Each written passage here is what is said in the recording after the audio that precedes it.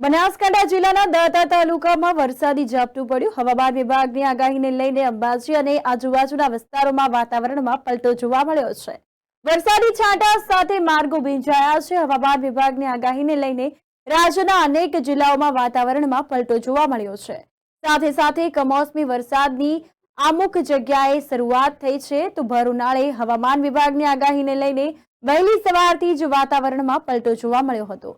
આકાશમાં કાળા ડિંબાંગ વાદળો જોવા મળ્યા હતા અને દાંતા તાલુકાના અનેક ગામોમાં વરસાદની શરૂઆત થઈ છે, તો લોકોને ભારે ગરમીથી હવે રાહત મળી છે। માર્ગો પર પણ પાણી જોવા મળી રહ્યું છે।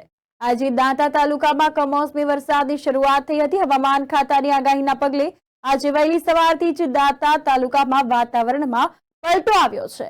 ત્યારબાદ બપોર પછી અચાનક મંડાલી, ભાણપુર અને હડાદ ભાણપુરના આજુબાજુના વિસ્તારોમાં ભારે વાવાઝોડા બાદ વરસાદ ચાલુ થયો હતો। લોકોને ભારે ગરમીથી રાહત મળી હતી અને અંબાજી પંથકમાં વરસાદનું આગમન થયું છે। ધીમી ધારે વરસાદ જોવા મળ્યો છે અને માર્ગો પણ ભીંજાયેલા જોવા મળ્યા।